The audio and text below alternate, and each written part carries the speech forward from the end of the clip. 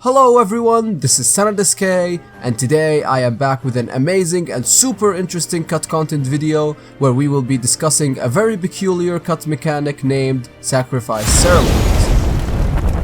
Now, if you didn't follow up on the video I uploaded about animations, what happened is that I have found the animation files inside the game, but I couldn't view them in-game and I can only see skeletons.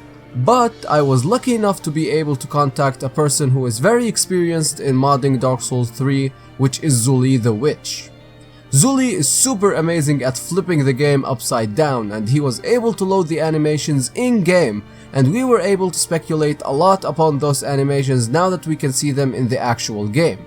So before we begin, make sure you go and subscribe to Zullie's channel, as this video would have never been made without his help, and he will be uploading some other unused animations that don't have specific purposes but are very interesting. He also uploads some short clips on Twitter if you are interested in that.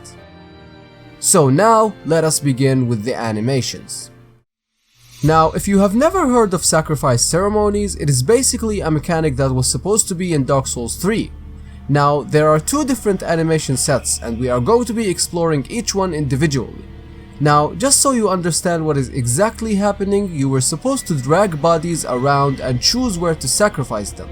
One of the benefits of sacrificing is that you can create bonfires wherever you choose. The first animation is what I believe is the bonfire creation mechanic. Now, I have created some custom interface, you can say, to show you guys what could have been if this mechanic made it to the game. So, you first stab the sword onto the corpse, and then you enter an idle state that waits for your confirmation. So, I'm guessing here that it asks you if you want to create your bonfire, and that we might have been collecting bonfire swords as the bonfire creation becomes limited.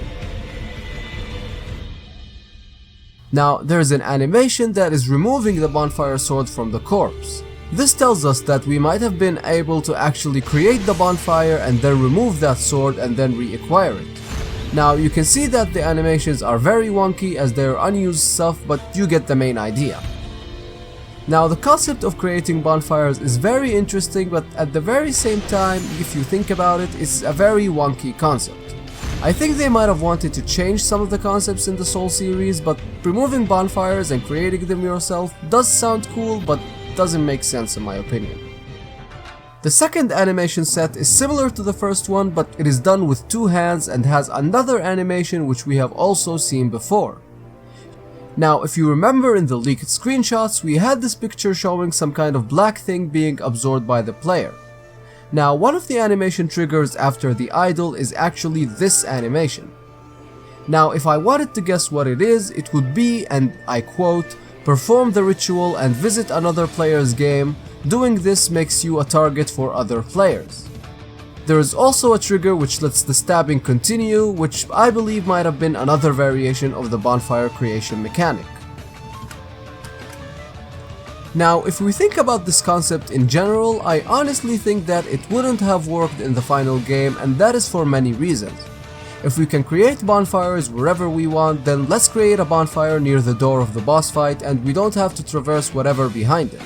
Unless they made it in a way that is smart, so let's say you get a bonfire sword each time you kill a boss fight, and that you can use it only on specific areas, so for example, you can't use it in a radius where it is close to the boss door.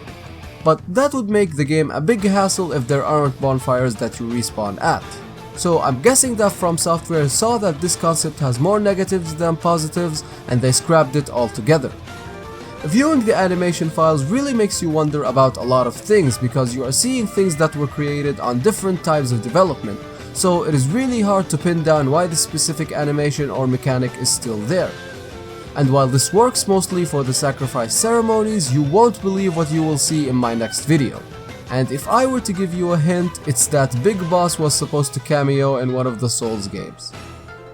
So, I hope you all enjoyed this video, and make sure you like this video and subscribe to see when I upload a new video, and make sure you go and check out Zullie the Witch, he's a very amazing guy. So, I'll be seeing you in the next one. Bye bye.